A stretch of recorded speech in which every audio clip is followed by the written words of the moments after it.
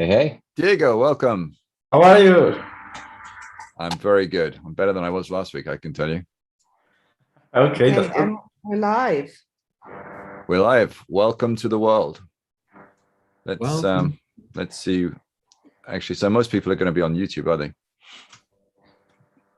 So welcome to the YouTubers and welcome to everybody around the world. This is our second Color Space Cadets, and this week, this month, I should say, we are going to talk about things you should be watching and how they influence us, and the good and the bad and everything in between. And I'd like to start off also discussing where to watch it as well, because that's becoming increasingly important. Let's start off with our guests. Perhaps we'll go around and introduce. Dario, would you like to give us a bit of an introduction? Name's Dario Bigi. I'm a colorist for the last 10 years. Before that, I was in post-production for 20. I'm a film neat, nerd and geek, and love all aspects of the production and appreciate and follow particular artists on purpose because of how they deliver their beautiful images and active storytelling. So it's the short and sweet of my film background. Welcome. Excellent. Okay. Vincent, nice to have you on Color Space Cadets. Thanks. Yeah, I want to just steal Dario's introduction. His was really cool. You can repeat it if you can remember it. No, I can't. Hi, I'm Vincent Taylor, and I love film. Oh yeah, can you do it for me? That'd be cool. I'm a colorist. I'm based in New York at the moment. I work for the Harbour Picture Company just as of recently, and I've been grading for a fair while now, I suppose. And my lighting apparently is terrible, Dario tells me. So you are looking a little bit like you've got a stocking over your head, actually. No, I'm a Jedi ghost. It's Jedi ghost. Okay, let's stick with that. I like that. That's a cool one. You're a hologram. Yeah, that's it. And Diego, welcome to you. Hey, thanks, Kevin. So I'm a colorist also based in Bogota, Colombia. You will feel it because of my accent. And yeah, usually I like to grade more like long formats, like I don't know, movies, series.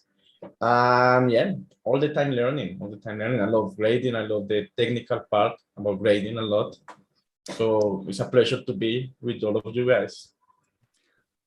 Okay, so let's set up some ground rules here, because although we're obviously all passionate colorists and involved in the industry, I think in today's Color Space Cadets, we're also looking at it from a consumer point of view, because I think that's important, and of course we want to discuss HDR, and in my mind there's two types of HDR. There's what I call technical HDR, which is it ticks the boxes and it comes across on your TV as HDR, and then what we're really more interested in some ways is the showcase HDR, which uses HDR in ways that could not have been achieved in 709. And I think that's important because if you only watch the technical HDR, then a lot of people will be left wondering, well, what's the fuss about? And do I really want to spend an extra $10 or $20 a month to get HDR content, let alone do I want to invest in the equipment to view it? Mm. So let's kick off. Again, we might as well start with Dario because he's first up on my screen here. I guess if we're talking about that, it's always even though it's a new request with HDR, it always goes back to the same thing. What are you watching it on? Yeah. Yeah. So if you have a good consumer monitor, and hopefully you have the wherewithal and to get one soon or in the upcoming future, you want to make sure that something can be calibratable and it's worth calibrating. Some of them out of the box are pretty good, but there's, I guess, depends on our audience how complicated we want to get into what it really means and what range of mid levels and what you're getting for it and what's happened to the image. I mean, I think HDR is beautiful. The things I have seen and watched in HDR are much more vivid, and I guess the word that never got put around the industry was I'm forgetting it now, but it's just like immersion. So when you're watching it, just because it has a, much more depth, and if it's shot well, and if everything, all the ticks and the check boxes of getting the whole signal to you is done right, it's just much more immersive, and you just feel, it almost emotes more feeling out of you, depending on how and who you are. Once you start getting used to it, it's hard to go back, just like it was from SD to HD. So standard definition is now, HDR is doing the same kind of thing. Once you're looking at it, yeah, you can get used to standard definition, standard dynamic range again, but it's you miss it, and it's just a little bit different. Just sure. And for those that remember it, I always like to say it's maybe even a little bit more than SDR to SD to HD. But if you can visualize it, those that can remember this far back, imagine the difference between going from VHS to DVD. Yeah. It's a huge difference. But yeah, you raised some good points. So we might circle back then to the technology that you can watch it on, and also maybe the different flavors of HDR, because obviously there are different. Well, there are only 3 or 4. I thought we were just going to talk about things that were fun to watch. Well, we are, but it's going to crop up, because if we talk about sport, that will be different to, say, a feature, and so on. Vincent, what's your experience with this? Well, it's interesting because I don't watch a lot of HDR. I've graded it, but at home, in fact, my last experience with watching something that was apparently HDR wasn't something that was shot on HDR. So the last thing I watched a conversion of Raiders of the Lost Ark, and I went, you know what? I want to see this HDR. I want to see what it looks like, and it looked awful. Yeah, it was really, really disappointing and actually quite distracting. So would you say that the reason you're not watching a lot of you're streaming it, or how are you getting it? What's your, I guess, I downloaded it, and I mean that's obviously a huge factor. As opposed to watching something on like a Blu-ray version. Back in the old days, 3 years ago, I used to have a Blu-ray player. But yeah, I just downloaded it. So there's so many factors and variables. I think the TV's pretty good, but it just, I was so distracted by all the highlight noise that was kind of just buzzing around there. So I can't really speak to having watched a lot of HDR. And when you said the word sport, I've heard of sport. Apparently, a lot of people do sport. Great difference. Yeah, but it's a different world, right? That is a whole different world. And to be honest, I haven't seen any sports in HDR, so I can't comment on it personally. But so would you say then that the reason you're not watching HDR is just availability of proper HDR content, what I call showcase HDR content? Yeah, I think that's the case. And also, I'll be honest with you, I'll get home, and if I'm going to watch something with my family, it's just kind of turn it on and just, and they choose it. I mean, 9 times out of 10, it's going to end up being a cartoon for my 9-year-old. And sure. Yeah. But I mean, that's why I mentioned where you're watching it, because I've been actively trying to sort of trawl through, but I have the same problem. I have a 5-year-old, so I'm not going to be able to kind of dig into some of the genres that perhaps I would engage in on my own. I don't have kids, and I'm just immature, so I've seen lots of good stuff. Okay, but I mean, if you get a Disney subscription, I mean, there's almost everything on Disney is HDR. Yeah. In fact, one of the reasons to get the HDR channel is it's the only place you can see a lot of their content in HDR. And they have got some awful stuff, I agree, but they've got some of the best stuff, some of the stuff that I would expect to see discussed this evening, things like The Mandalorian. Which did look lovely. That looks good. I mean, that's another point, and that's why I started off by saying, watching Raiders, something that wasn't shot that way, so it was converted, and I don't know how much of a difference that makes. I would imagine quite a bit. So let me just chip in there. Yeah, it's nothing to do with the way it's shot; it's the way it's converted. So probably with Raiders, given the age of it, they sort of trimmed up an existing SDR master. That's my guess. Yeah. Because it's shot on film, and film has more than enough latitude to make beautiful. In fact, they're going back and they're doing like 1950s Marilyn Monroe movies in HDR, and they look gorgeous. Yeah, the sequin dresses and the glitter balls and things look amazing. So it's not the way it's shot. In my mind, there's really there's no limitation on the shooting. It's how it's trimmed up to HDR. Diego. So yes, I do like to watch HDR. I mean, I love it. And so I have here in my house one normal TV and the HDR, and it's completely different experience when I see some SDR series and then I watch again like the HDR. I see that I'm losing a lot, like when I'm watching the SDR version. Even that when I mean, at one moment I have to move the TV to another place, I was missing a lot of the TV. I'm like, no, I don't like anymore to see that series in SDR. It happens with me with Queen's Gambit. Queen's Gambit in HDR is awesome. And in SDR is also beautiful. But I was like, no, I'm not going to see this chapter of this episode in SDR.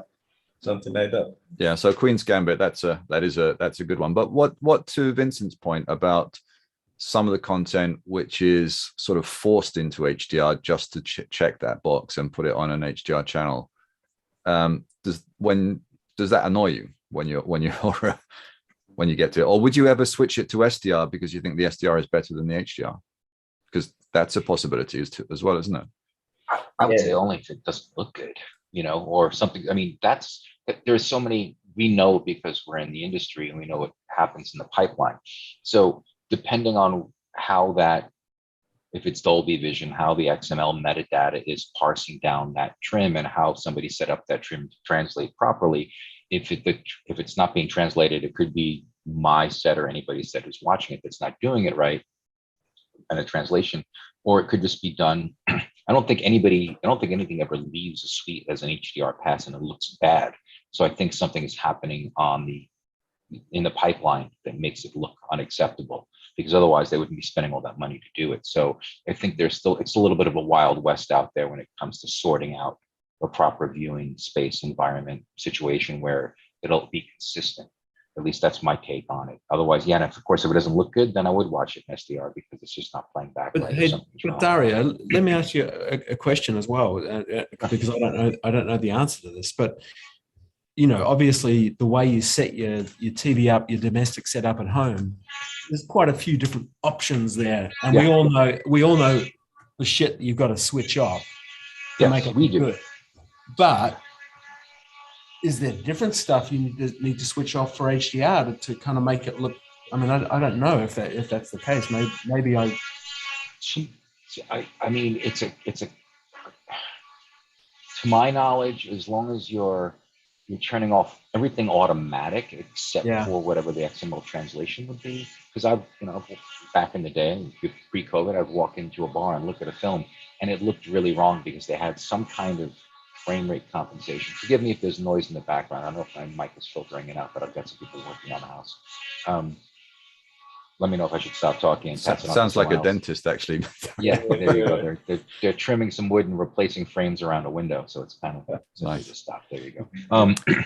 Anyway, the point being is, there are lots of settings that can screw up what a good image looks like. Just even in SDR for that matter. I've seen it look like they added some kind of weird sharpening and depth, and it looks very flat. So, yes, for everybody out there who's probably watching, who's probably watching us because they're into images as well, do your research on your monitor and make sure you're turning off lots of automatic warming, blah, blah, blah modes, which can alter the original intent, whoever's streaming it to you, for starters, I would say. Absolutely. And it's a little bit unintuitive, actually. I mean, when I started a few years back, when I sort of started working with HDR, I was very excited because I felt that for the first time, actually the audience have very little to do because it should auto switch in your TV or whatever. But I have in recent months discovered that that's not really true anymore, because first of all, some of the sources, like a Fire Stick, for example, or a Blu-ray player, can force everything to HDR, even if it's not HDR content. but it will sort of up convert it, and that will always look terrible. Yeah. And another thing that you have to be careful of is auto dimming. So normally, as Dario correctly said, you want to switch everything off, but you have to have auto dimming on, because without that, your black level will be just unbearably high. So there are a few settings in there that you have to watch for. And then we do get to this sort of auto switching between different formats. And as we've already said earlier, Dolby Vision is currently still the kind of the golden thing to hit. Eventually HDR10 Plus should be able to match it. But then if you're getting something in sports, now the Olympics were a little different in America because those were broadcast in Dolby Vision, I think. But everywhere else in the world, they came out as HLG, if you could get it at all. I couldn't get it here anywhere. But if you have the right subscription, you were getting it HLG. And when done properly, there should be no difference between them. But you definitely see a standard. So like I say, if you're getting something streaming from Netflix, Amazon, Disney, or any of the others that is original HDR content, that's always going to be a better bet, if you want to put it that way. If it's a live event, it can be really good, but obviously live events are live, and there's a limit to what you can do to fix things. And then there's the stuff in between. Things like YouTube, for example, there's HDR content on YouTube, and that is very, very variable. Some of it's well done, some of it's incorrectly done, so there's no chance of it playing back correctly. And it's difficult to judge, really. There's some amazing stuff, but there's also some of it, and some of it, it's hard to really know if if it's been specifically mastered for HDR, or whether it's really SDR with a bit of a trim on it, and so on. Has anybody seen anything that's black and white in HDR? WandaVision. I've not seen it. Well, I have seen, like I say, some of the restoration material in Los Angeles where they've done Marilyn Monroe black and whites. Absolutely stunning. And I understand that one of the best examples of HDR, but I haven't seen it, is the black and white version of Mad Max Fury Road. What? I didn't see that in HDR, but I did see that. That would be nice. It's pretty stunning. And actually, I enjoyed it. It as much as I loved, and I saw the other one in theaters, seeing the black and white version on a good screen, it was very interesting because it just forces you into texture and detail, and it changes the way you feel about it because you're not being influenced by color. So it's a very interesting experiment to watch one then the other, and it would always be a more interesting experiment to see if somebody watches the black and white first and followed by the color, because they might almost be overwhelmed by it, as opposed to watching the color first and then seeing the black and white, and it turning you on to a different type of experience. So it's really interesting, but it was beautifully done. And how did it affect the way that you sort of felt about or perceived the movie to watch it in black and white? It's been a while. I haven't thought about this until you just brought it up, but when I heard and they called it the black and chrome version, and it did have a silvery, old school kind of feel to it. And I guess it was, and I guess, and my reflection upon it, I'm flashing back to my reflection upon the experience, it would be that the other film was also interesting approach, because I was a fan of Road Warrior when it came out, and I backtracked through Mad Max, and Mad Max, when it was available to me as a teenager, was only done with the English dub because the Americans didn't want to have Australian accents. So I was eventually able to catch the one that was actually with the original audio, which made more sense because the dubbing was like odd. Did you understand it in Australian? Of course I did. I've been watching docs and Channel 13 since I was a kid. So I've always, and also speaking another language. So it's like, it's just asinine to me that they even thought of having to do that, as well as many other things in the earlier Hollywood system. But anyway, the point being is that the Road Warrior had a much more dusty still somewhat colorful, but muted palette. And this Mhm. version, they deliberately did not go with the apocalyptic, dry desert look. They went almost hyper, not hyper colors I consider like animation or anime, but they went with some really strong, intense colors that was just mind blowing watching it on the big screen. And that movie was just nonstop. And they also had really good separation. Their costume designers and their set designers deliberately designed it in ways where things would stand off of the background or blend into background. They did it right.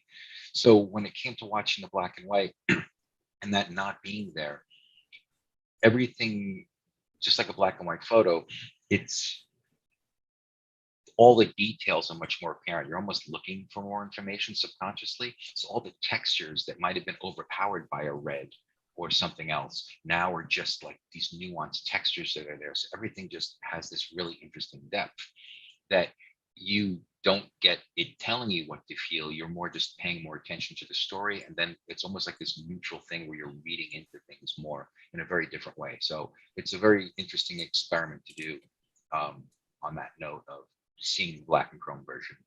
Give yourself like a week after you see if you rewatch Mad Max, the new version.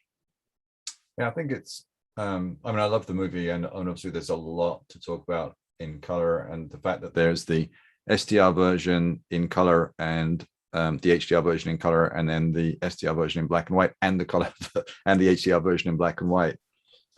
Makes it an extremely, I don't know whether you can actually buy them all in one set, but it does make it a really interesting movie, and it often does come up as an HDR reference movie. Yeah. So Vincent, you mentioned that some Raiders was not one to watch. Have you got some favorites that you have seen in HDR that you liked?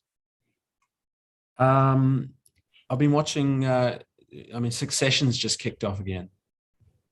The TV series Succession. And it's such an interesting show anyway, from just a color perspective, not even just from an HDR perspective. And then I watched White Lotus. Have you guys seen that? No, I heard of it. No, I haven't seen it yet. Yeah, that Stefan graded. That's pretty intriguing as well. But again, with a lot of that stuff, I'm watching it from a color point of view, not necessarily from an HDR point of view. So yeah, those are the two most recently that I've kind of been watching. I wonder if Curb Your Enthusiasm is in HDR. Not sure about that. So when you're watching, Succession's a good example, isn't it? Though, for example, when you're watching that, do you feel aware of the fact that it's HDR, or you don't really notice it while you're watching because it's as you say, it's a very interesting show? It's much like my experience with color. I'm a colorist. You would think that perhaps that's something that I would be aware of, but if I'm engrossed in the story or in the film or whatever it is, then I'm an average viewer. I get lost in the story. It's only if I get a little bit bored with what's going on, I start to pay attention to that. After I've watched it, then I'll go, oh yeah, that was quite interesting. Now, all of that said, I'm going to contradict myself. I kind of was aware of it in Succession because there's so much kind of architecture and backdrop and windows and all those little highlights that you get in Succession, in just about whether it's the gleams on an aeroplane or in a city block, and so it's kind of wall-to-wall highlights in that show, I think, or contrast levels. So I was aware of it, and that's something that kind of stood out to me. And I was also really intrigued with the opening, like the titles at the beginning. That title sequence is one of, well, I was going to say, we could just do a whole subject conversation on opening title sequences of TV series, because there's some great ones, but that's a really that's a great idea to talk about title sequences. But what I was intrigued about is like the black levels in the title sequence were different to what they were in the rest of the show. so I don't know what had happened there. You know, it's like they either used a different process or something like that. Like they had very inky blacks in the title sequence, and then when the show kicked off, the black levels were so much higher, and it was quite jarring. Like it took me, I was kind of It going, would "Wow." be interesting to know. I think it looks like they shot that on film, but it'd be interesting to know what they did, or because they also that opening also intercuts with in a really fascinating way between film footage and live, more modern buildings, and they're trying to bring the past up into the future, and they're doing that whole comparison with that opening, and I find that really done well. And I'm assuming just because most recently I just did a commercial cut that was some of these shots were shot on 16 and 8mm, and that has the full gate and the whole nine. And you can just see the difference that, you know, that textural kind of thing has. And more recently in the doc, I had to replicate some black and white grain and halation and everything else for reenactment. So I'll be interested to know, I haven't done the research, if that opening show, if they actually did shoot those elements on film or for some of it's recreated, because it can be done pretty well. I'd be curious about that. But in the opening for Succession, there's the very obvious film stuff, but Yeah. but it also then intercuts with so More modern footage. Yeah. Yeah. I have no idea, Kevin, if I answered your question. No, I think you did. And I think the one about, the title sequence being sort of different to the content is an interesting one, because I know in mastering, it can be really challenging what you do with titles in particular, what you do with graphics. Because I know when I'm grading HDR, I never put anything on absolute zero. But then when you get titles or graphics in, they do have absolute zero. And unless you get a really good opportunity to kind of match them up, you do get that jump. And I think it's definitely true in HDR that, one of the sort of day-to-day jobs of coloring, of course, is matching shots. And I think that is much more difficult in HDR because small differences become much more visible, according to how much dynamic range you have on the screen. So that's an interesting one. But yeah, I think Succession is a good one to put on our list of things to watch. Diego, what's been eating? Sorry, Dario. I was just going to say that the second one I mentioned as well, White Lotus. The reason that's interesting is because there's so many kind of sunset and glimmering highlights. It's all set in a hotel and in Hawaii, I believe, and that's there's just highlights all the way through that, and the way that all the highlights have been rolled off. I mean, there's a full on. It's almost like the polar opposite of Ozark. Kind of all the reds and oranges and yellows. It's a very slap you across the face kind of color grade. But that aside, there's just consistent highlights all throughout the entire show. So, but sorry, Diego, go on. I don't know. Yeah, no, I'm agree about what you say about the highlights. It's really distracting. I remember watching Umbrella Academy, that I like the show a lot, and it was really distracting. They have like paint, I don't know, like some lights. And I was at one moment I wanted actually to switch it to SDR, but I couldn't because I think you cannot, right? You cannot do it that. Yeah, but it was really, really destructive. I didn't like it. And also what I feel is something funny is that when you are sleepy and you want just relax and so on, it's so much light. Intense. Yes, it's intense, it's so colorful that you want, I want something calm, like to fall asleep and that's it. So sometimes I feel that also. That brings into the conversation that something that I had heard early on in when it came to HDR grading and HDR looks, is that just because it goes to 11 doesn't mean you should. And in the same sense, when they're shooting something, yes, a knife gleam in the dark room for somebody hiding in the corner is a nice thing to do, but it doesn't mean when somebody walks out of a door that when they blow out the highlights to give you that feeling of squinting your eyes, that you should do it to burn somebody's retina. Like you should, just because the full range is there and because it's there, it's still a matter of taste and feel on how it's done. And yes, I think some people, because it's still kind of new, and I look back at some of my earliest grades and I'm like, I wouldn't have done it that way. Now looking at it 10 years later, Yeah, I think everyone's going to get into the curve of it's a new, or it seems like it's a new thing, and people are pushing it really hard, and maybe maybe whoever is also driving the boat when it comes to the creative directors or the EPs who are making that decision, that are looking at it for a half an hour in a screening room and then walking out, not realizing that the rest of us are going to watch it over and over and over again, how exhausting it's going to be. So I think that's going to maybe roll off after time, and people might nuance it a little bit better once people start getting feedback. But I agree, certain things can be really too much.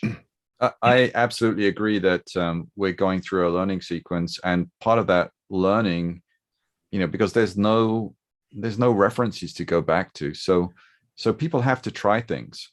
Well, the reference is real life outdoors. I mean, if you're even now, that's not a very real reference, because if you measure the light outdoors, the shadows are 600 nits, and the sun is like 100,000 up. But I mean that in the sense of feel, because like I'll take, just like anything else, like you'll take a photo of something and then you look at it and it's like not as good as the real thing because of the limitations of the camera and everything else. So, but in the same sense, if you're looking at something that on a screen and you, especially within the limits of an HDR screen, if you pushed it as far as you can in the sense of that it makes you feel good and comfortable, then you're doing your job. If you're pushing it, or maybe to Diego's point, if it's disturbing him, someone else's taste is not equal to his or wants something different, that somebody's pushing it farther, and it's actually, when we ever pushed anything too far, we just go out of range out of 100 nits and it would clip. Now we're doing something that can go out of a range where it's not going to clip, it's going to make you feel uncomfortable or just feel too bright to somebody else. So it's a different thing, which is kind of interesting. Absolutely. And in my experience, it's the marketing departments. And in Germany, there's a case going on because the broadcasters, now they're broadcasting HLG. So I have my own sort of theory about why they're doing it, but they are insisting that the colorists push not paying the Dolby license. Well, no, it's not that. It's because they can't transmit the metadata, even if they wanted to, because they're using terrestrial transmitters. So they have to do HLG. And the problem with that, of course, is that people could be watching HDR shows on an SDR set, and then they're like, well, it looks the same, or perhaps a little bit worse. Mm-hmm. And so what they're telling the colorists is that we want you to push it up to 11. And of course, the colorists and the cinematographers are trying to push back, but ultimately, these broadcasters are paying the bills. But I think I think, as you said, they will get past that, because as we learn, I mean, I had one company called me in and they said, look, our colorists are telling us they can only work, 6 hours a day on HDR because they get headaches if they work there all day. And is that correct? And I said, absolutely not. In fact, I can work longer. Only if everything's up to 11. Well, and that's what I said, is if they're going home at after 6 hours because they've got headaches, they're not doing it right. And they're actually pushing it way too hard. And if your colorists are getting headaches, you can bet that your audiences are also getting headaches, right? Because it's going to be the same thing. Exactly. So, learn from that and pull back and make some sense of it. That's an interesting thing to think about, I guess. Our eyes naturally adjust when we go outside and walk in a room. I don't know if anybody's ever measured, because we know that we can capture 13 stops and everything else, but I guess what's the comfortable exposure range for us? Like if we're forcing a much brighter range, 0 to 10,000 or 0 even to, whatever, onto a screen in one shot, where normally our eyes would adjust because we're outside and everything's brighter and darker and everything's darker. I wonder if because that range is being expanded into one space, that is actually what's causing the problem, that people are doing something which is actually not recommended for. No, I don't think that's the issue. So one piece of one fact that I think is interesting to consider in this is that the dynamic range that your eye can see without what is called dynamic ranging, which is rather confusing. So in other words, the amount of dynamic range in real life that your eye can watch without opening up and closing down is 100 nits. So in SDR TV, we're kind of pushed beyond that a little bit because a lot of domestic TVs are at 2 and maybe 300 nits. But in standard dynamic range, actually the dynamic range does not require your eye to adjust. And actually I have a theory about this, that one of the reasons why you sort of get mesmerized by an SDR TV and you sort of sit in front of it and you just kind of staring blankly at it, sort of sucks you in, is because it's very passive. Your eye is not doing any adjustment, which is very unnatural. Whereas for me, if you're going to HDR and you're actually forcing the eye to do a little bit of dynamic ranging, and I stressed a little bit of dynamic ranging, that is a much more natural experience, and it draws you in and it keeps you awake, because you may think you're sitting there doing nothing, but your eye is continually making these changes. Now, what happens when you crank it up to 11 is you're actually reducing the dynamic range, but it's all too intense. You know, think of it as an audio similarity. If you crank it up too high and it's all distorting in the speakers, you've really got no dynamic range left. It's just loud. And that does happen with pictures as well, that if you crank it up too high, instead of having dynamic range from deep shadows up to specular highlights, it's all just bright. And you haven't actually got a lot of dynamic range. You've just got a lot of brightness. And I think it's the intense brightness. Like, you wouldn't stare at the sun. Why would you stare at 1,000 nits all day? Because that was never the intention of HDR. And to go back to your sort of original premise, what is the dynamic range that we can comfortably view? I think Dolby did that with their original audience research, and 10,000 nits was where they capped it, because above that, you just couldn't watch it anymore. But it's not 10,000 on the screen. Oh, you muted, Dario. You muted. Dario, you leant on your mute button. I did, because they were drilling in the background or sawing in the background. So yeah, but but when you're looking at something 10,000 nits, where does that bring your comfortable black level up to, where you're not straining? So I know that they measured 10,000 as something that people could see the difference in specular highlights in, but not everything should be at 10,000 and also zero black at the same time. Well, and I really can't imagine what you'd put at 10, even if you were, if you had a 10,000 nit screen. Lasers. What would you put at that? Lasers, yeah, maybe lasers would be cool. But you're right. It's not, you can't even say that. You can't say, oh, lasers should be at 10,000 nits, because it's where's the rest of the picture. It's where is your average picture level. And circling back around, it's all about the storytelling too. It's like everything else, like editing, like every discipline within the entire range, it's supposed to serve the benefit of conveying the ideas of the story. And if it's taking away from that, whether it's poor set design, poor acting, poor audio, poor editing, or overly done or poorly done color, it's not going to serve the story.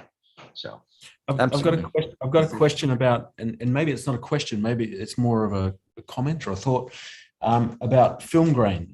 We spent so many years trying to get rid of film grain in images, and then we went to a digital world, and we've started putting film grain back in, and now we're playing with anamorphic film grain and all different types of film grain. What's everyone's opinion about film grain and HDR? Is that viewed any differently? Do we have to back off on it a little bit more, or more so? Or like I said, I'm not even sure what the question is, but the idea of film grain and HDR, is it viewed differently? I think you notice even more the film grain. Like when you're like watching HDR, you really feel. And I think what I have saw with film grain is that you really feel that distracting a little bit. I think so because in some way you are like fighting with like hyper realistic image in some points, but they put grain, and it's like both things are fighting. But in my case, yes, I feel a little bit more distractive than in SDR. I think so. I agree that it is more distracting. However, because of this thing where, for me, the whole point about HDR is that you should not see the limitations of the camera. In other words, you need to expose your highlights and you need to expose your shadows. And so I mentioned earlier that I would never put something at absolute black, absolute zero. So a little bit of grain or noise kind of causes the eye to imagine it can see things that are really not there. So, but I think you're right. I think you have to do it much less than you would in SDR. In SDR, it's kind of like make a feature of it. In HDR, it needs to be almost invisible, but it just needs to trigger that sort of your imagination a little bit, I think. Welcome, Warren. Warren wants to get a word in. Yeah, guys, thanks. How's it been? Did I miss anything? Yeah, You missed all the good apologies, stuff, was. mate. Yeah, you get to watch the re-record. You So- can watch the so playback hey, and ask those So questions. it's not 4 p.m. we're on. If it's any consolation, I also thought it was an hour later, but Hey, mate, I did set the alarm wrong thing, but you guys have got it covered. This is the cool thing about this show. I wouldn't have shown up if I was at Warren's time zone because it's just too damn Oh, early for me. Yeah, mate, I love you guys. You've covered me. You know, you've done well. So yeah, so you got to great. catch up, Warren. Let's put you on the No. spot. What's your favorite HDR content at the moment? No, I would say I've got this little thing that I put together behind, and you've got the extremes of something like the Boys, the Amazon thing, which I have watched, which is pushing it to 10, I suppose, with Yeah, extreme that whole series grade. is 10, so it's fun. Yeah. The whole thing is, and I think that really suits that. I love looking at the Crown, but it's really interesting as well when you like. I'd love to put them side by side and look at them side by side, and I think there's some really subtle things in that show that's just done well. And I sit there looking at it, and I go, "That looks nice. That looks nice."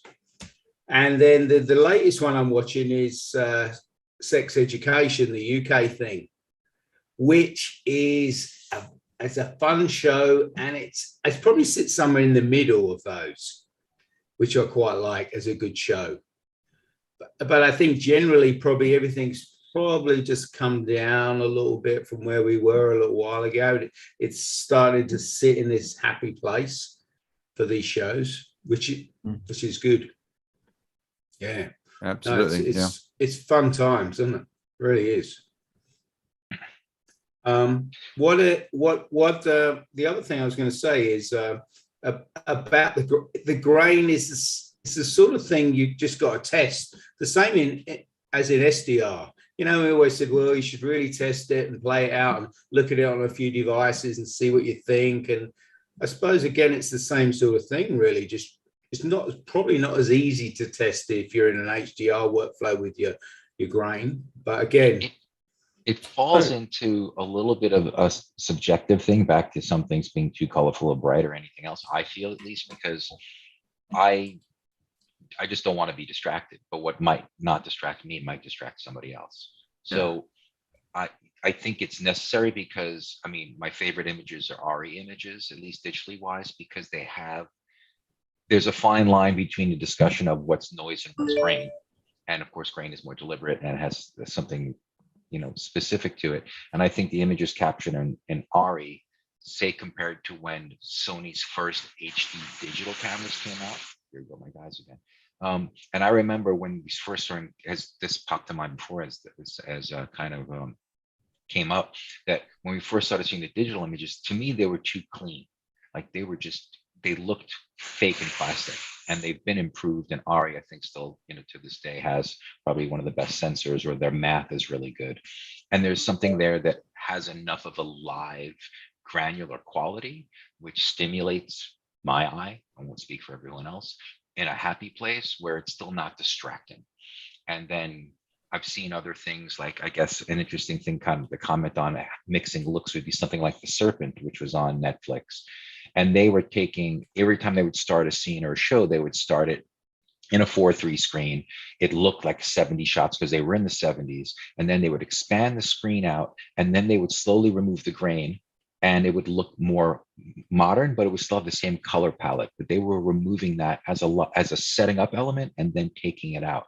And I guess because maybe it would have been too distracting to live at that, or I'm not sure, that was completely their choice, but to me it worked. But it goes back to, I think it's a subjective thing where if it lends itself to the story in the right way, then it's done. And if you're distracted by it, they're either overdoing it or it's just not for you. Is that a good show, Dario? Is that worth watching? It was interesting to see, because what I learned about it is it was a BBC series. And it went a little bit long, as forgive me, certain BBC series can be, where it could have been shortened by maybe, I think it was like 6 episodes or 8, and it could have been shortened because they also went into some other details. But it's based all on fact, and it's a pretty trippy story. So it's if you have, it's not something I would say you shouldn't watch. Should you watch it? If you get a chance to watch it, you want to burn. If you're out of series to watch, I would say The Serpent's worth checking out. It will get Great. a little draggy, but Yeah. I think it has a great look, and the story's like utterly fascinating because it's like ridiculous. Hang on, we got a question coming in. Oh. Somebody says, "Why have I still got the zombie makeup on?"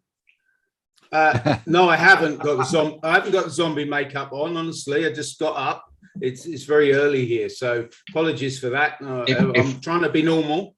I think we're all coloring. I think I'm blue, Vincent's yellow, you're green, Kevin's got the full spectrum, and Diego is on the orange side. So I think we've covered a full spectrum. Yeah. You know, I got the cyan. So there you go. Yeah, we just thought we'd have secondary vectors all the way around on. Exactly. We're all sitting in the target spots. We got to give the kids something to talk about. Hey, they go, look at these blokes. There you Look. go. Absolutely. Yeah. Look, can't get their lighting right. If you can guess the Just, temperature of Warren's light bulb, then you win a t-shirt.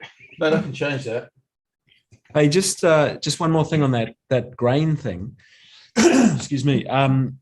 So say, and I agree with you about it being subjective and ideally being able to test it was and having a look at it. So, you know, say you get it in a really good place and you go, yeah, that's really nice. Then you do your Dolby Vision trim pass. Then what do you do there? Because you know you haven't got the option in Dolby to then tweak the grain. Yeah. So Oh, that's an interesting question. That's Yeah. good. That's great. Yeah. I think that Anyway. goes back to how you set up your grain, because I know certain techniques, it's preferred much more work that you'll modify the grain by luminance ranges, where you might want to put more or less into your highs and lows to kind of achieve the feel you're looking for. So I don't know how that's going to translate over. More importantly is, even if you do a Dolby Vision pass, sorry guys, What did you eat, Dario? yeah. That's good. but with the Dolby Vision pass, what actually also happens, depending on how you're getting your image, it's going to be compressed, and a lot of that stuff gets knocked out of it. So It's sometimes, lost, right? Yeah. the grain gets, and the compression scheme is not there what you would see in a theater or like what we see on our monitors. So do you also add more grain because you know it's getting knocked out? How can you run? I mean, we never do an end-to-end streaming test, but stuff does change in the process, in the pipeline that's getting to the eventual viewers. So that's a whole other thing too. Just like we should always, if you know it's going to be theatrical, you should screen theatrically, at least for a trim pass, even if it's SDR, because it does look different. It does feel different. You're going to see things that you're not going to see on grading on glass on a monitor in your suite. So it's fraught with peril, and it needs to be triple checked. And if the budget allows for it, it can be done right. But yeah, that's the good question, Vincent. I don't Good, really mate. know. Do we have any idea roughly what percentage is watching, say, HDR, SDR, or what percentage is looking on a device as opposed to a TV? We don't, do we? We can guess at what that. Someone has to be running that metric. Netflix will never give up that metric. Disney might have that, and that might be posted by them eventually because they're HDR. And the Yeah, thing I don't know. the thing that's probably changing this dynamic very quickly is the number of people watching on iPads and phones and tablets and that sort of thing. Because that's probably I'm going to say that's a bigger market than even the television audiences. Yeah. And I just wanted to sort of circle back on compression. I mean, if I'm producing a master for streaming, I always caution that they should remove or really minimize the grain, because if you crank the grain up, actually it kills the compression algorithm, and then you start getting blocking and all sorts of compression artifacts, because it's just high level detail. And going back to the idea of Dolby Vision, that really only applies to Netflix deliverables, actually, because most of the others will take a separate SDR master. They still need the Dolby Vision trims, because obviously you've got people watching Dolby Vision at anything from, I think, about 400 nits up. So you've got to have that 100 nit trim so that you can watch it at any level. but I'm pretty sure that Amazon and a lot of the others will take a separate SDR pass. Well, To they'll get take around multiple that. passes even. People will do, I mean, of course, the separate trims are set for different, like instead of having the one tone mapping, there's all the separate tone mappings for the 600, for the, for the 350. So, and No, it's but necessary. I mean, they won't expect the SDR audience to be watching a Dolby Vision trimmed SDR. They'll actually stream SDR. Yeah, absolutely. And that's kind of the best way around that issue. But that's not Netflix won't do that, will they? Netflix will not do that. They as far as I know, they never will take an SDR master if they've got an HDR show. Still one master, yeah. I'm gonna not pivot too much, but I wanted to say something that popped in my mind, because originally when Warren asked me this to talk, we were talking about what we're watching and how we watch things and making time for that kind of stuff. I saw in the background behind Warren that there it is, Scenes from a Marriage, and I was watching the new version that they did on HBO. And by the way, it's brilliantly done. It's very sparse, and it makes you, I was cringing because the acting and the dialogue was so well that it's definitely worth the viewing. And I forgot that I was watching it. I didn't actually see it in HDR, I was just watching it. I just wanted to recommend that series. It's pretty wonderfully brutal and uncomfortable, but in the best way possible. But recently, just because of Dune coming out, before Dune, I decided to watch Prisoners, which is, so since Dune is coming out and Denis Villeneuve, I decided to kind of just go back and see his work that I haven't seen in a while. And Prisoners was a great thing to kind of watch. And then after Dune, I then tracked back and just saw, and I'm having a senior moment, and it was just the other night. I just watched Sicario. And of course, all of these are Roger Deakins, and he's just brilliant in how he frames and does everything else. But to see Sicario again with fresh eyes and also just knowing the story, I actually enjoyed it much more, because the pacing on it was such in a much more slower, pensive way that would be for what would be might considered an action film, where it was more like a thriller drama, that it was great to see it again. And it was just absolutely gorgeous. And in that film, which I completely forgot, they're shooting with night vision goggles, they're in tunnels, they're out in the daytime, they're shooting at night. It covers the full spectrum of images and colors. And I completely forgot about that. So I've not seen that. I've not seen that, Dario. Where's that on? Is that on the Sicario? I have a copy, so you'd have to find it for streaming it. So I forgot. But I would highly recommend seeing that one. It just covers huge range, and it's done really. And Scenes from a Marriage, that's HBO.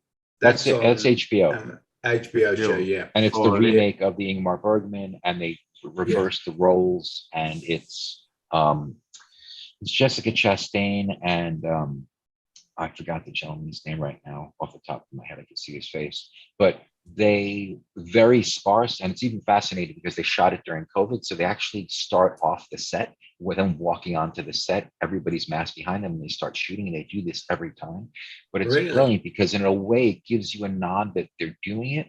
And then the acting and the setup and everything is so good, you forget it entirely. And the dialogue is, I remember by the third episode, my mouth is hanging open, and I noticed my mouth is hanging open because I got dry, because I could not believe the interaction that was happening. Not like hard, just, it was just so intense and so like almost unbelievable, but it was done so well. So that's good, man. That's a question. I got a question for you guys. Can you ever switch off when you watch, as a colorist? Do you ever switch off when you're watching something?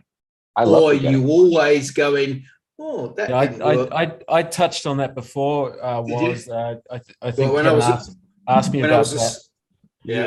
And I generally I never watch it as a colorist. I always watch it as a viewer. And it's only, I remember there was at least the first time there was a Jean-Claude Van Damme film that came out. I think it was called Van Damme or something like that. A kind of he was playing himself, and the film was really good. It was a really good film, but I was so distracted by the color grade, because the color grade just took me out of it, because it was too, it was.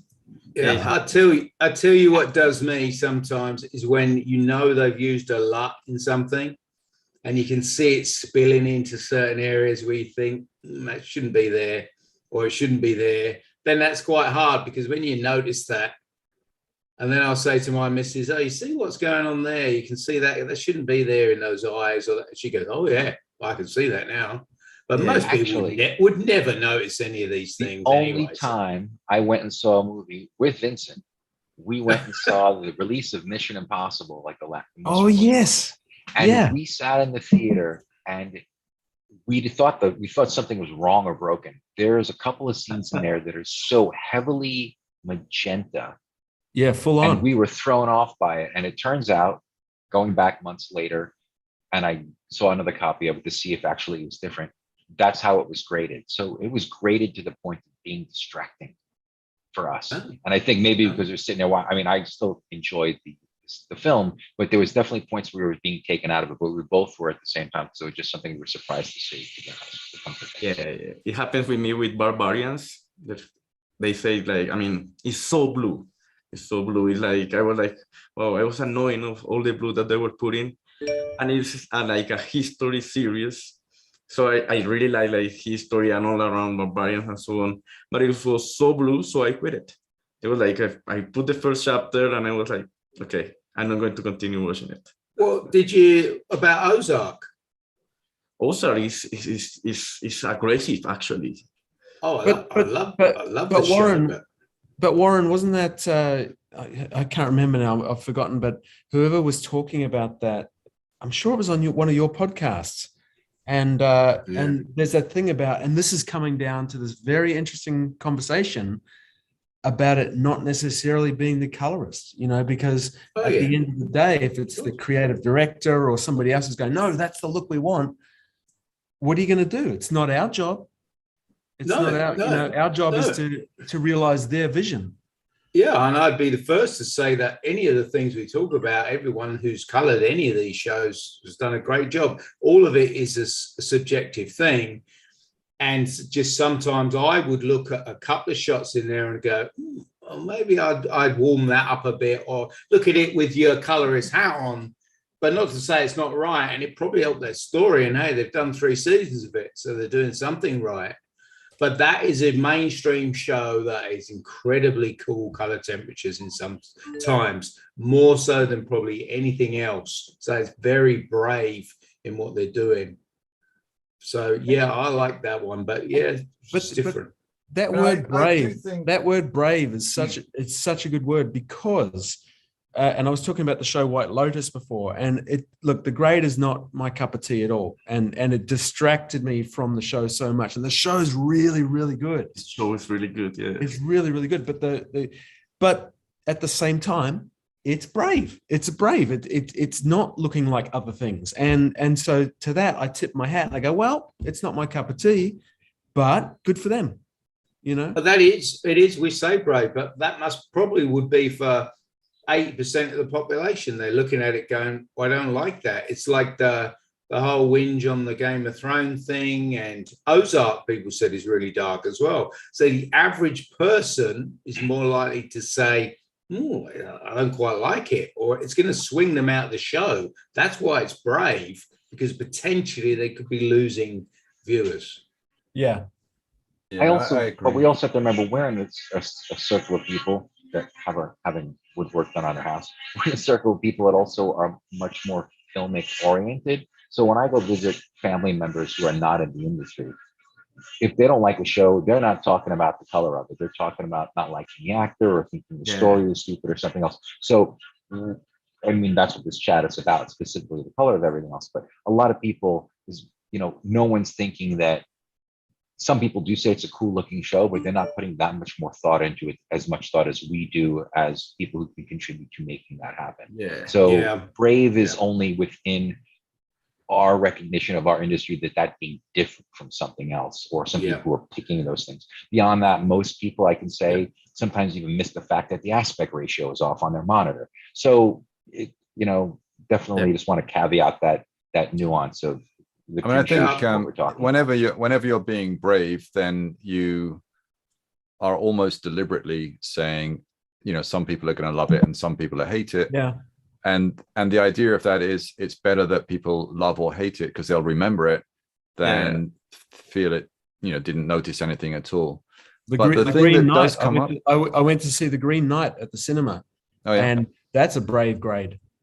Yeah. You know, and haven't seen that yet. exactly what you just said, Kevin. You know, I went, oh, really? That's a bit pretentious. It's a bit try hard. But sure enough, 4 days later, I was still thinking about it. Yeah. But Actually, the thing that comes up on the internet, and I just think we should mention this tonight, the most common, I mean, it used to be teal and orange, used to come up a lot. The thing that comes up mostly now is this idea of it's too dark. Why is it so dark? Why is it so dark? And you mentioned Game of Thrones, it came up with that. But there are several examples now of where a show is so dark that people are actually switching off. And I think there's two sides to that as well. Like in the Game of Thrones, for example, I didn't think that The Long Night, I didn't think that was too dark at all when I watched it. But I admit, if you don't have your room and your TV set up correctly, that could have killed it. You know, Yeah. you'd need to be in a dark room. You should not be watching night scenes on an iPad in the daytime on a bus. That's just not the right that thing. would not Either work. that, or you need to put your coat over your head and then do it, because it's just, you can't. Yeah. So The Game of Thrones thing, you know, the next morning I'm going on the, you know, and everyone's going, oh, it was too dark. It was too dark. And that scene, it wasn't the darkness that killed me. It was the compression. I was micro blocking. I was streaming it, and the compression was shocking, right, Diego? It was terrible. And Yeah, did you watch it on also- HBO or did you watch it on HBO. Netflix? HBO, Yeah, so I think it was an HBO problem because I saw it on Netflix and it definitely wasn't there. I mean, it was beautiful. Huh. It was absolutely their spot on. pipes were overloaded and their servers were overloaded, so they started scaling back the stream. I saw it. I always watched it the day after, so I'd heard about it, but I didn't have the issue. But I saw it and I didn't have any blocking issues or anything like that, and I have a high-speed line. So I think it was probably a combination of many different things that caused that problem. I think that thing about darkness, you know, and this is coming down to that wonderful subject of creativity. And I remember I was listening to this interview of I can't even remember the Polanski film it was, but there's a shot where, you know, it's shot through this doorway and the woman's on the phone and she's in the room. And Rosemary's Baby. Is that the one it was? And you know, I love that. Yeah, and the one of the framing, DPs talked about and the whoever framing on was that. talking about it, everyone in the theater is leaning to look around this doorway, you know, and I feel the same way about darkness. You know, if you're starting to get closer to the screen, I reckon that's quite interesting, you know, from a creative point of view. Unless you're looking so hard and you still see muddiness and then it goes away. But Maybe for all the viewers out there, there's a great little doc called Visions of Light. Oh, And that's it's what I saw it from- on. That's what I saw it on. It's an interview with, I forgot the DP's name, but Visions of Light is a great early doc on the art of the imagery and the DP before they were understood. And there's some great interviews with that. And that's a really fun inside story on. Yeah, it's great, isn't it? Yeah, it's a really good one. Peaky Blinders, mate, it is beautiful. I Yeah, love that show. yeah. And Courtesy I of tell the you what, Peaky Blinders. all right, Daddy, we've seen the boys over there. You've met the Peaky Blinders. I love that. That looks beautiful. Yeah, It's that is a really good looking nice. show. Yeah. And Another one that's interesting to follow is I'm a big Trekkie, so I've watched all the way through Star Trek Discovery. And what's interesting about that is in series 1, I felt the HDR was really badly done. It was very dark with kind of like display screens and star fields that were bright to the point that sometimes you couldn't even see who was talking. And I only watched it because I was a diehard fan. It got better in series 2 when they started seeing what worked and what didn't work. So they used a lot of lens flares and effects and things to make it HDR. And then in the 3rd series, I felt they really nailed it. And I would put it sort of on a par with, say, Mandalorian or something like that, where, you know, it's science fiction, there's opportunities to exploit HDR. And I think they did a good job. But it took them 3 series to get there. And it's quite interesting to sort of watch how they matured in their use of HDR throughout the show. Wasn't there a whole controversy with the Mandalorian saying that like the nit value never went above like 200 or 300. People saying it wasn't HDR because people were saying, oh, it's not that bright. But meanwhile, I think it looked great. And I think you can do whatever the hell you want within the range. But there was a whole big public thing that it wasn't really HDR because it wasn't that bright. And that's exactly the opposite of what I think they really did use HDR. And there's nothing in the book that says you have to go above 300 exactly nits. No.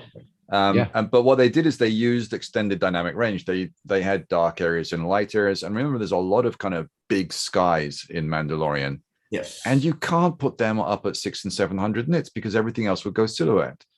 So luckily they chose to do that because those skies didn't exist. Most of that's all digital. Yeah, so no, it is all digital. done. So that was, that was part of the visualization of the Mandalorian. Yeah. And I got to say, I mean, I honestly, we mentioned Ozark earlier.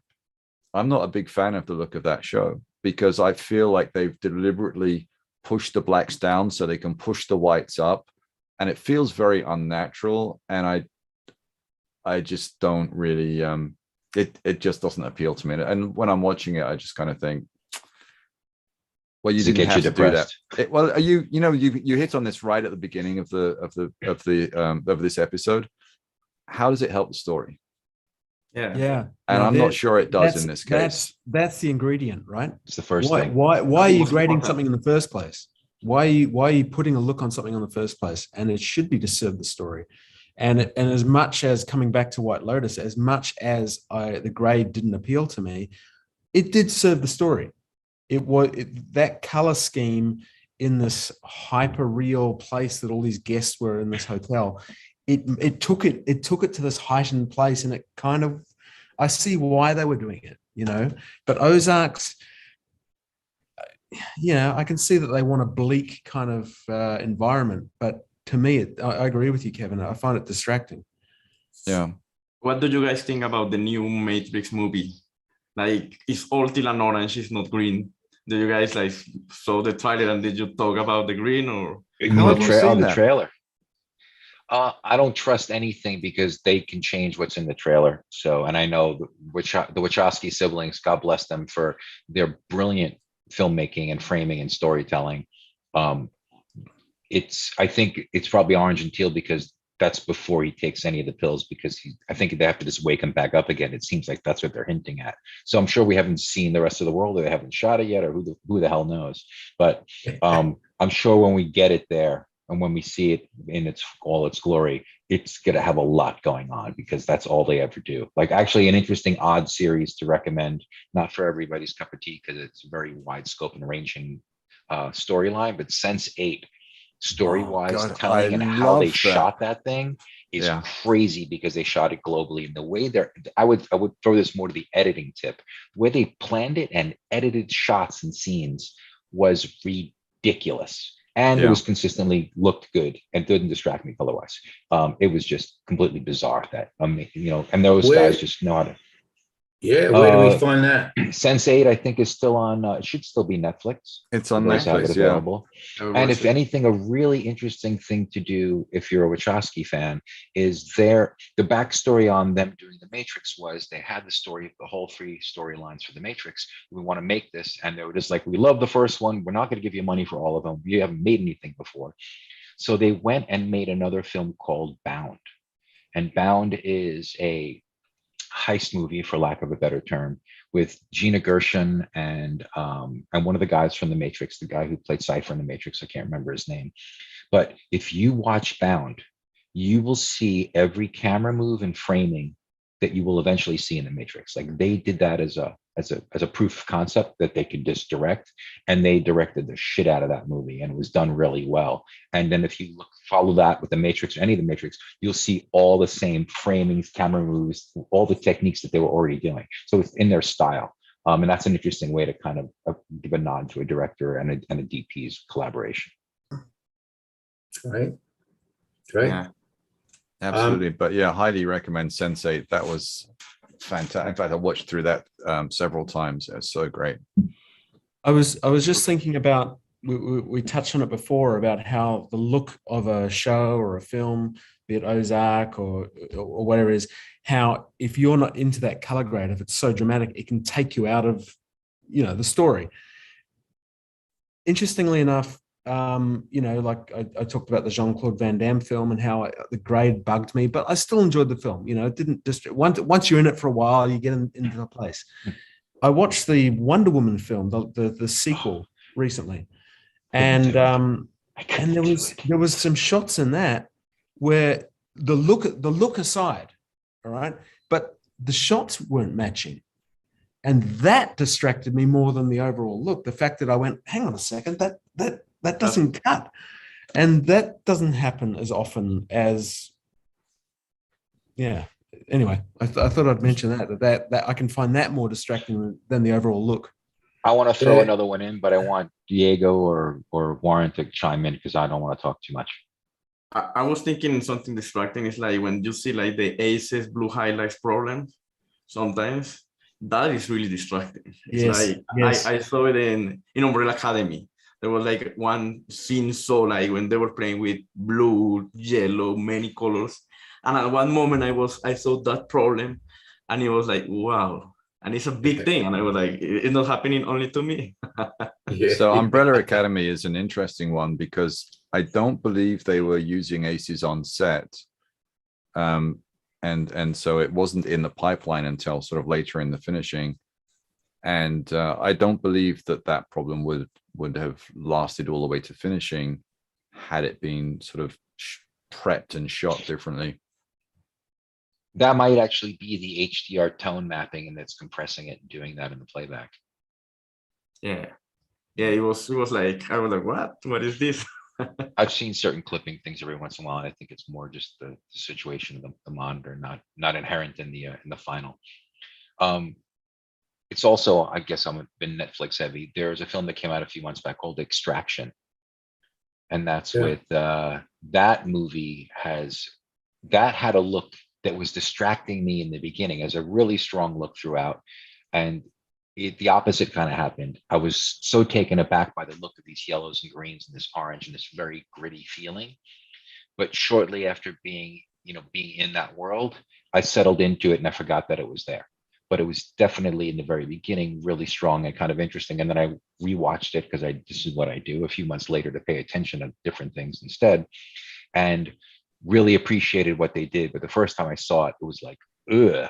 And but I was able to kind of settle into it because at least that was the Hemsworth movie, wasn't it? Yeah, Dario? Hemsworth as a kidnap retrieval guy, and it was done. It was also for the genre. It was actually a really good version for the genre. It was done well, story wise and editing wise. So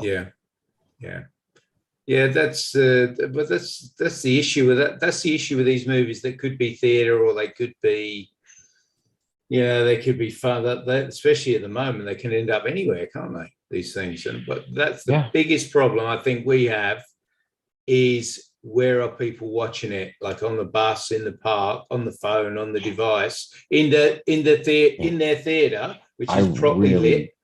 Or in their lounge room with a curtain. Like it's a minefield, isn't it? Yeah, it is. It's never going to be, it's never going to be ubiquitous. It's never.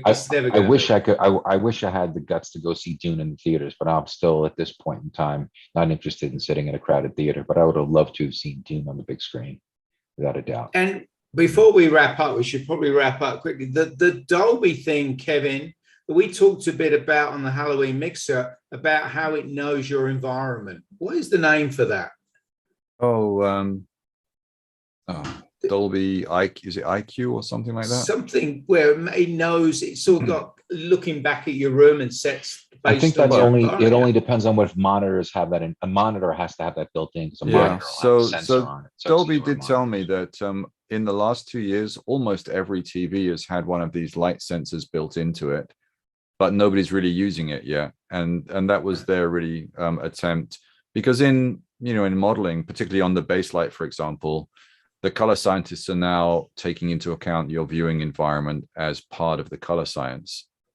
And it makes sense. Like I said, there was a thread on, I think it was on the CML a little while back, where I think Jeff Boyle, God bless him, ran some tests and found that really, if you've got a 600 nit OLED TV, you really need the curtains drawn and all the lights off. to see HDR, because as soon as you put too much ambient light in there, you lose the bottom end. You've only got 600 nits at the top end, and you're not really experiencing high dynamic range the way it's intended to be experienced.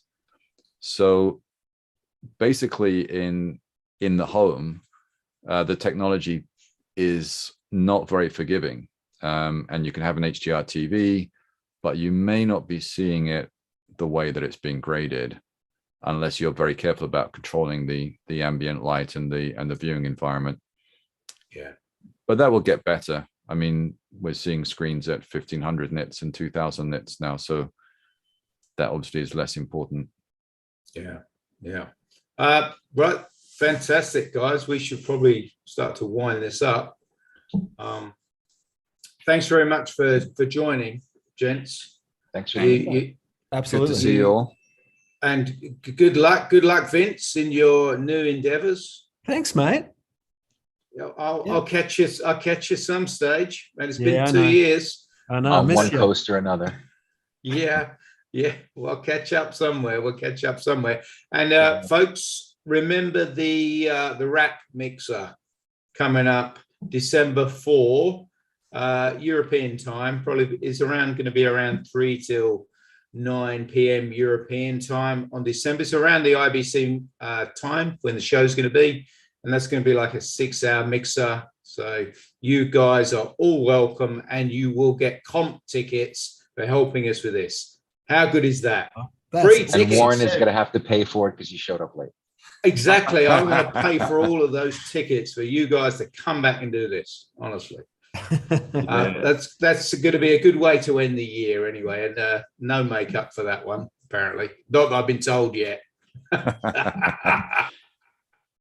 All right, cool, guys. Thanks very much. Thanks, Great. guys. Thanks so much. Thanks, everybody. Stay healthy, everybody. so Be much. well. Oh, Bye, and guys. let's just mention too, there'll be another Color Space Cadets in a month's time.